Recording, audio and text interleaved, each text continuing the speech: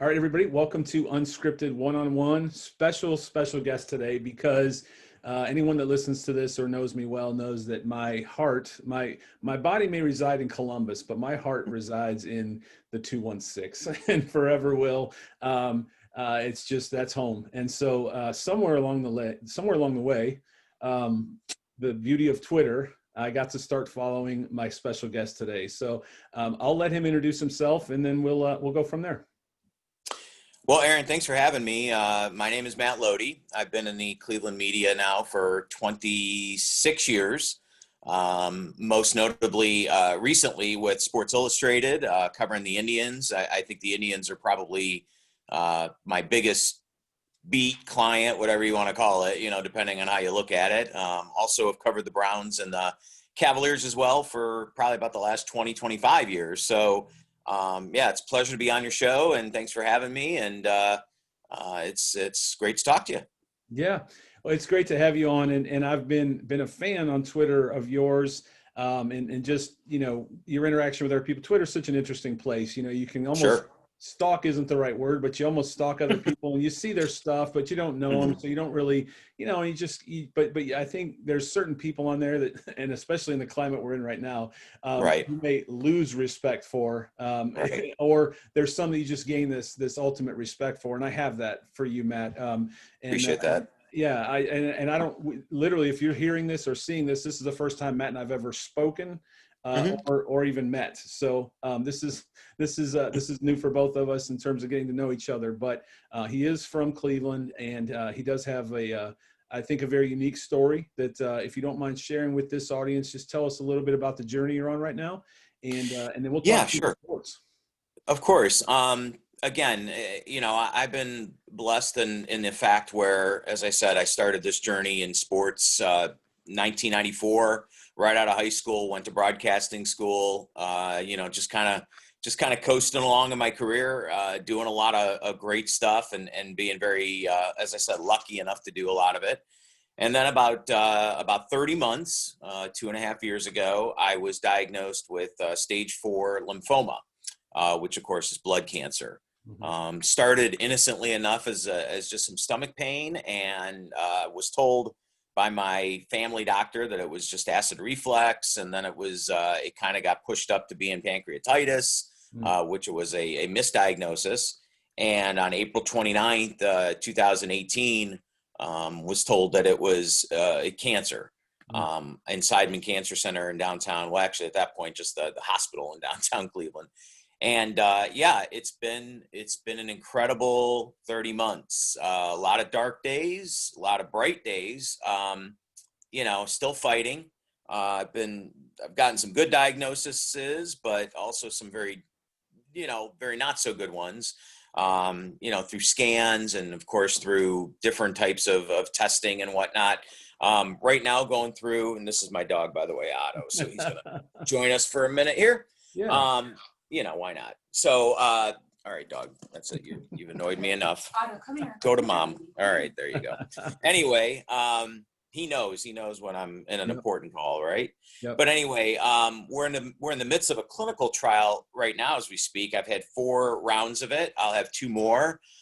In December, we'll finish off this clinical trial, and I'll have another scan.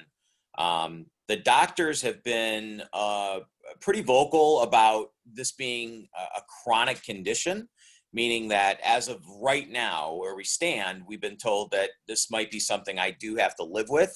I'm not exactly a believer in that. I think the Lord has other plans. So we're hopeful that throughout the course of this, that, the cancer will be gone. But my wife and I are strong believers in that, the plan is in place, but we don't know it. We're just going to keep going day by day. As I think I told you on one of the tweets, as we talked a little bit back and forth, I had a very difficult weekend last weekend due to the treatment. Saturday, Sunday, and even into Monday was pretty miserable. And that's just part of it. Sadly, you sort of learn to live with that. But yeah, it's, this last 2.5 years, as I said, I can't even begin to go into detail about how crazy it's been in terms of the amount of people that I've gotten to talk to know, podcasts like yourself that I've been honored and blessed enough to be on.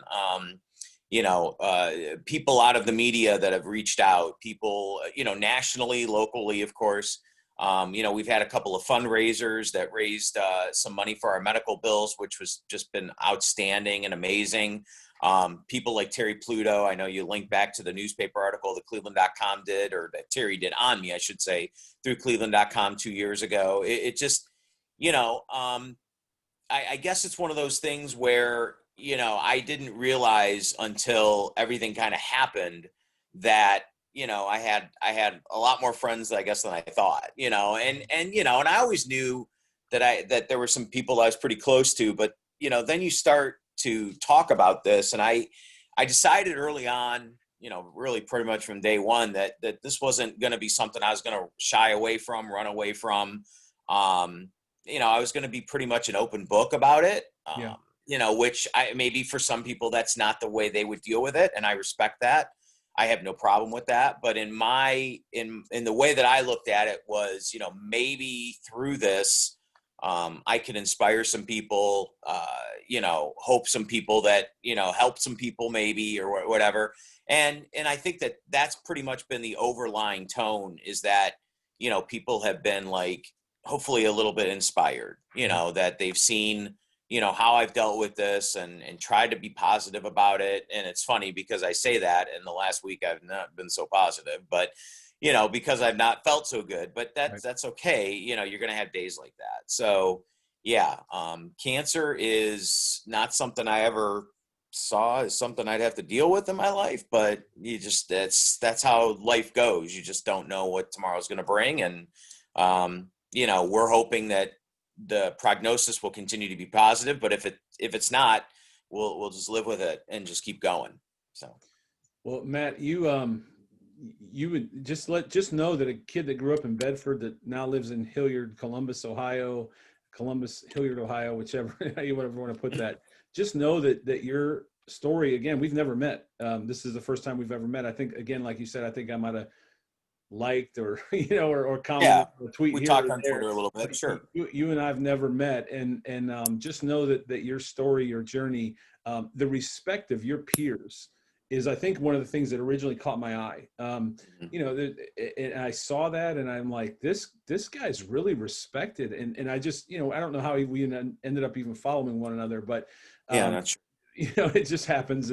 But at some point we did. And again, I just saw the respect of your peers, and a guy like Terry Pluto, just, that, just an incredible writer, and especially if you're from Cleveland, but he's nationally known as well, but in Cleveland, he's royalty, right? So for him to step out and write a story, I knew like this person has the respect of his peers, has the respect of people on Twitter. And so as I've followed along, I've seen exactly what you said. I've seen you be positive in the face of something that some people would shy away from. Some people would be frustrated and upset. And I'm sure you have your days, but my goodness, I think you're allowed for those. Goodness, it's okay. But thank you for your outlook and for sharing that story, and for all that you do on Twitter. You're always positive. You always speak highly of your faith. You don't shy away from that either. Yeah.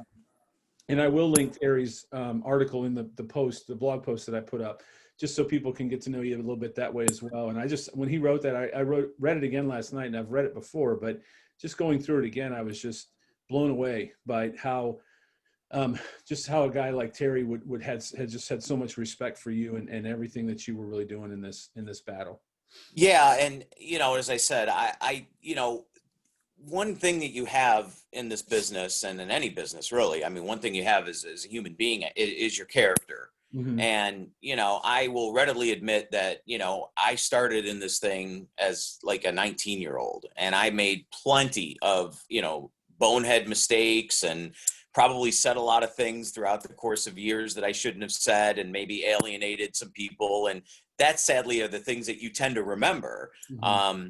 But, as my faith has grown way before this even started, I sort of looked at it like, there's only so many times you'll have the opportunity to develop relationships and develop, friendships and everything like that. And, really for me, the ability to cover games as I have throughout the course of the last 2+ decades, has shown me, and it's given me the opportunity to get to know people and really been able to not just get to know them, but find out things about them. Like a John Telich is a great example. I mean, John and I have been friends for quite a while, and John I got to know just from being at practices, being at games, whatever, and I got to know John because he's a marathon runner. And Right. I actually have enjoyed running the last couple of years as well. And we've gone on a run or two together. And, my thing is like, okay, you can ask me questions, whatever, but I really want to know about you. Let me talk to you, John, about how's your runs going? How's this going? How's that going? So, I enjoy getting to know people and getting to know their stories and everything like that. And, and it's been, and then when this happened with the cancer, it kind of got turned around on me because then everybody wanted to know how I was doing, Right. and while I was in the hospital, and, getting visits from, my friends from the Indians, and getting cards and letters, and, of course, social media as well. It was just, as I keep saying, it's been overwhelming. I mean, I can't even count how many cards, we've gotten delivered here to the house. And, one, real quick story, I actually, even though I live in Cleveland, and it might come as a surprise, but I am actually a Steelers fan. Oh boy. Been a Steelers fan since I was a kid. Hmm. So it's interesting. I, have followed the team pretty much most of my life, and also have written a couple books about them. And throughout the course of writing those books, I got to know, mostly on the peripheral, a former player by the name of Dwight Stone. He played wide receiver for them back in the late 80s, early 90s. Never was, not a Hall of Famer. Certainly, most people probably may have heard the name, but don't remember much about him other than he played for the Steelers for a few years. But I got to know Dwight pretty well. Got to know him, and interviewing him a couple times for different stories for one of the books I wrote on the Steelers. And one day, on Facebook, we were, he sent me a message. He said, "What's your address?" And I thought, oh, great. He's going to send me a card, which again would have been more than enough, and would have been just an incredible gesture for somebody like that. When I say like that, I mean somebody as kind and as probably busy as I'm sure he is, to take the time out to send me a card. And I gave him my address, and like within a half an hour, I got a phone call from a lady who said, "Hi, I'm with Edible Arrangements, and I'm going to be dropping something off here in a few minutes." And I'm like, okay. And sure enough, Dwight Stone, a guy who, as I said, a former football player who I probably had on my fantasy team a couple times throughout the years, took the time out to send me, probably what cost him, $50, $75, a fruit arrangement, more or less, and I mean, just for him to do that, with a little message in the card, it just made me like, I just couldn't even believe it, and it was like, wow. I mean, and as I said earlier, it's just stuff like that, and you never forget stuff like that. And you can only say, as I've said on social media quite a few times, I can't even say thank you enough. You know what I mean? Because I don't want it ever to sound shallow, but the amount of people, as I said, who've sent cards and letters, and here's a check here, here's a couple dollars there for medical expenses and things like that. You never forget that stuff, and you never can really repay those people. But the one way I think you try to do it is you try to give back when you can. You know what I mean? So that's why I always try to take the time. If somebody needs something, if I can help in any way, stuff like that. Maybe that's not my life's work. I don't know. I'm still trying to search for that some days. So, but there's just been, it's incredible, especially like you mentioned in our day and age. Where there's so much hostility out there, and there's so much, unnecessary drama for people. Whether it's because of politics or because of you don't agree on certain things with somebody else. For people that still, to this moment, maybe who don't know you all that well, to take the time to do stuff for you. I mean, that it's a great, incredible gesture. And it's taught me a lot of lessons along the way too, which, I'm very thankful for. And I think people just want to help, and I think Yeah. as you said that so well.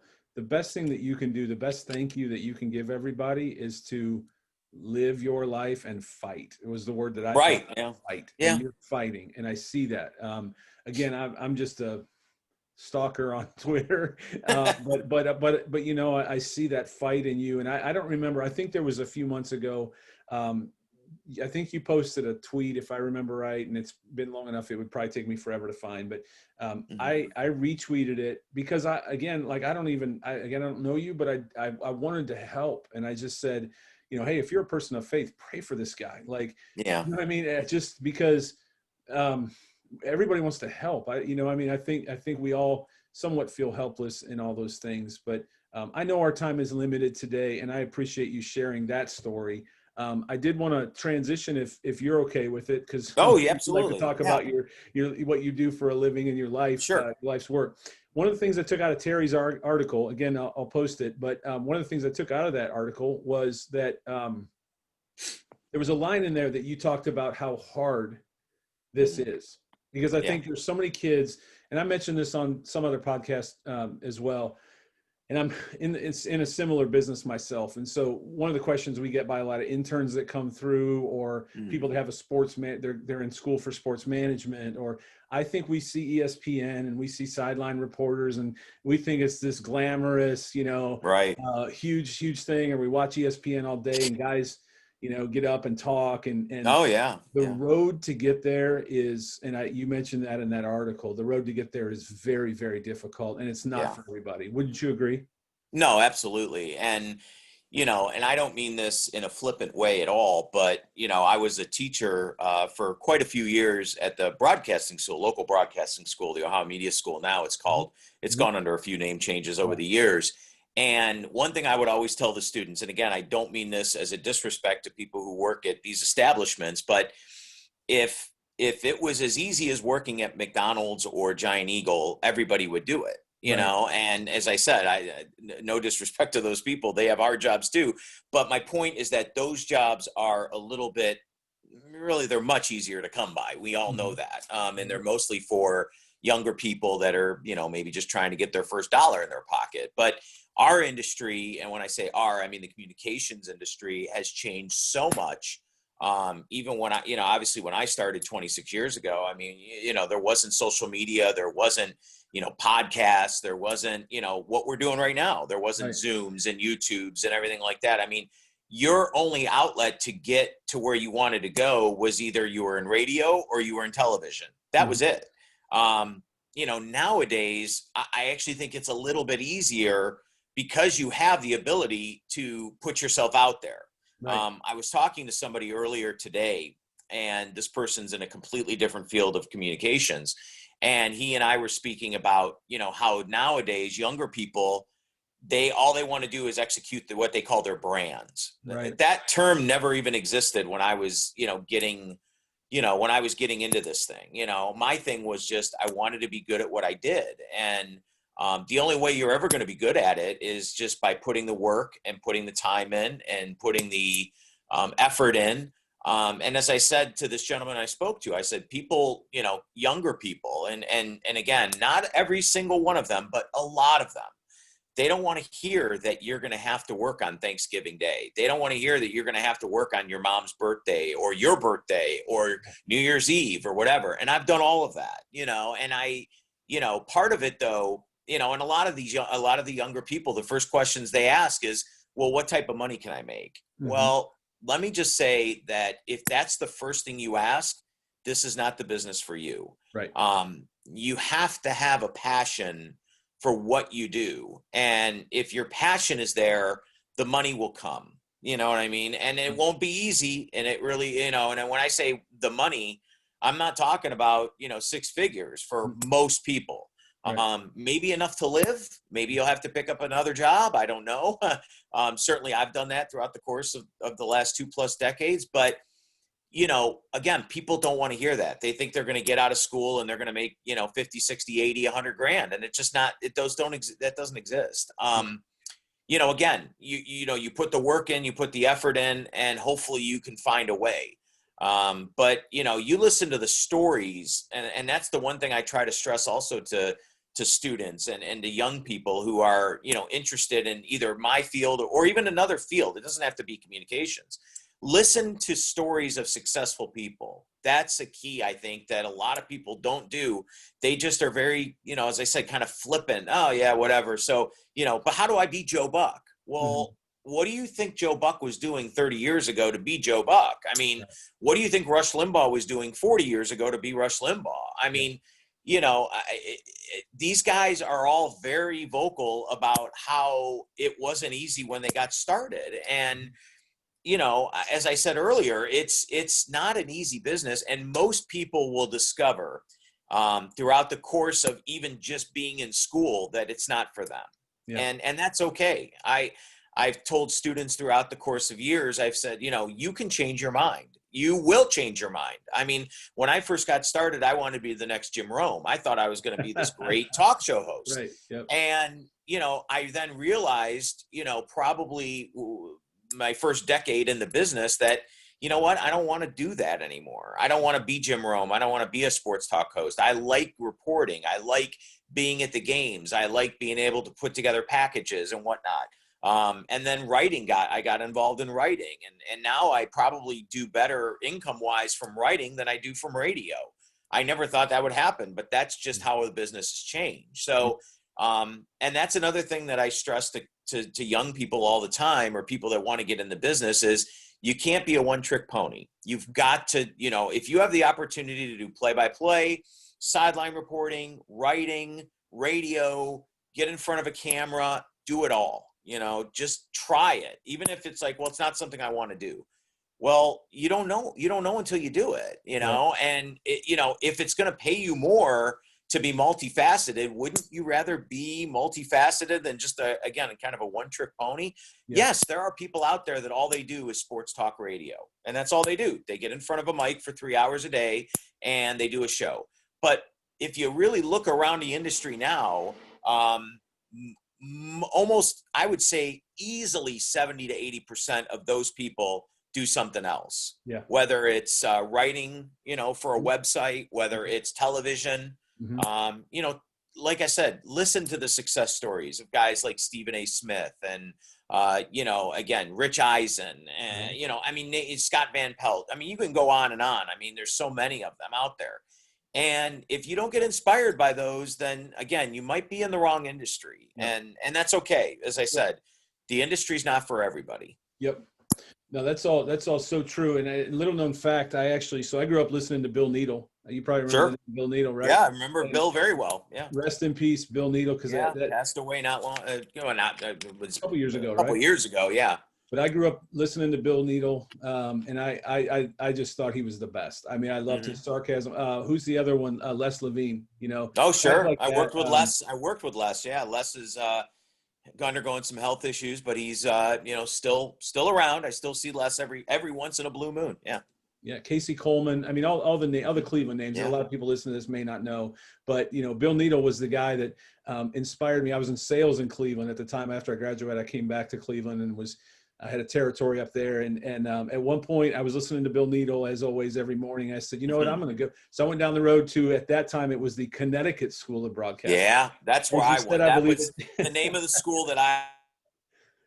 Right. I believe he said it changed its names a few times. So I went down and they put me through the whole thing. And then I kind of bailed on it because I already had college debt. And I'm like, I don't need to take on more debt for something, to your point, that I knew was not going to pay me a lot of money. It was going to have to be for the love.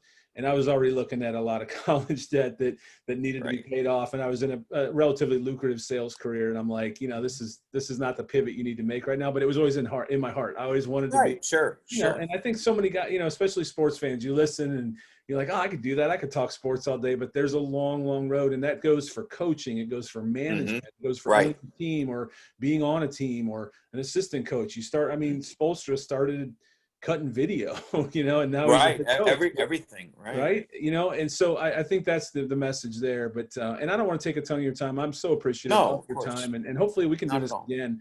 For sure. One thing I guarantee is I'm going to continue to watch everything you're doing. I appreciate that. Thank you. And I'm going to continue to pray for, you just a fight, and just know you've got a huge fan in Columbus that's following Thank and you. pushing you as much as I possibly can. The one thing I want to share before we get off here, what links do you have, whether it's your Twitter and email, if somebody has a question, if you want to share that, Sure. or a way to contact you, or I know you have a website. What are all Sure. the links that people can get a hold of you? Well, again, my Twitter is just my name, at Matt Loede, Loede. So, I'm pretty good about getting back to people, whether it's we follow each other and it's a DM, or feel free to just ask a question. I'm an open problem with answering people as far as that's concerned. The website, the two websites that I'll tell you about, the first of which is the Cleveland-based website that I've had now for, I think it'll be 5 years, just over 5 years. It's called NEO Sports Insiders. You can always go to the contact me on that. And again, it'll go an email. I'll get the email. It's, again, if you have a question, or, you want some advice on the industry or whatever, or you have a demo, you want me to listen to or see, I can certainly give you advice on that.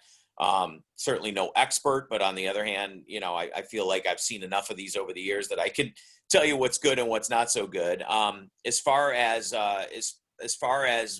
obviously Facebook, you'll see me with Hulk Hogan in my picture on Facebook. That's something was maybe the biggest thrill of my life the last couple of years. So, me and the Hulkster hanging out.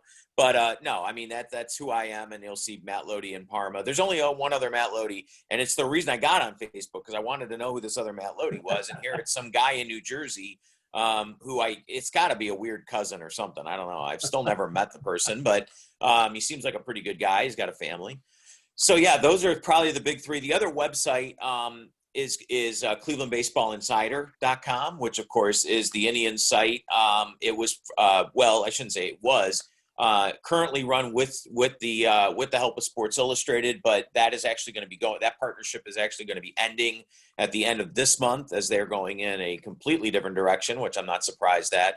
Maven, the company that owns SI, is dumping a lot of the community sites, and they're just going to be going to more of a subscription does. So we are going to continue to run Cleveland Baseball Insider. It'll just be an independent Indian site on its own. So we have a couple of, and again, that also is another way you can reach out. As I said, you have questions about the industry, you have questions about how to get going, stuff like that. I'm always willing to at least, give you a little advice or give you some help or whatever. It's as we talked about through the course of the podcast here, it's an industry that is continuing to change. It will continue to change. To be a conduit to that change, you're just not going to be able to make. Yeah. I've seen a lot of people who, I respect greatly, who, they're getting older, 60s, 70s, and they're just, they're okay with where they're at. They're not willing to want to learn a new skill and all that other type of stuff. And I understand it, who I greatly respect. I still think is one of the great writers in our city here is Indians beat writer Paul Hoynes for Cleveland.com. Right. And I've seen Paul struggle with Twitter and all that other type of stuff, but he's put in the work to learn it. And he's done a great job with it, but my point being, again, is look at somebody like that, who, again, has been a success and continues to be a success and is so well respected in our industry. He just didn't get up one day and just say, well, Twitter, I don't need that. I don't need to worry about that. I mean, he understood that it was going to be a different world if he didn't adapt to it. And he's done a tremendous job in doing that. So, it's, and you can say that, like we used the term earlier, build your brand, I guess, if you will. It truly is about building yourself and trying to become a better person, and also not only a better person, but a better person in your industry, whatever that industry is. It might not be, like we talked about, sports communication. It might be something completely, entirely different. But if you want to be the best at what you do, you just got to put in the work, and it's just not going to be easy in any industry. And again, our world is, so different. We don't know where we're going to be in a year either. So who knows? Even in 2 weeks, right? Well, Matt, I would love to have you on again. Sure. You have an open invitation forever. Anytime. Anytime, because and I'd really love to dig into Cleveland sports. We didn't even get to Yeah. that because much Yeah, like yourself. absolutely. So I'm a Raiders fan. Okay. And So are it's you coming because up for of the Bo game Jackson. Sunday or what? I think the Browns are going to win. I do. Yeah, I I tend do. to believe that as I well, do. but it's not going to be I think easy. Baker found something, and Yeah, like I said, we can go into Cleveland, but I watched the Browns because I grew up in Cleveland. The truth sure, is, after the fumble, and I loved Ernest Biner. I mean, I still to this day do. I think he's just a tremendous person. And it was a heartbreaking thing, but I couldn't take sure. anymore.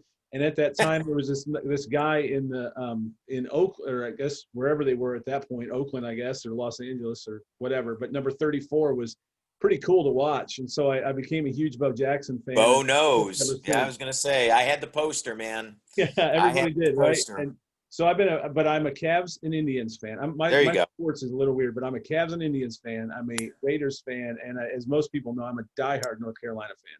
There So you I go. actually just saw today they posted that Ohio State and Carolina are going to play at Yep. Rocket Mortgage. Yeah, Hopefully, at fans the will be field allowed house, to come right? up. Absolutely. That'll That'll be be great fun, too. in December. That'll be a good time. We get a little bit more freedom in our country Right? in terms of, safety, I guess, if you Yes. will. And hopefully Yeah. maybe by then the vaccine will be out there. Right. So little known fact thing, my brother's a Raiders fan. Okay. And a couple years ago, I did a Wahoo Club, which of course is the Indians' official fan club. Bob Rosen runs that. I was invited to come out for a signing for their Christmas party.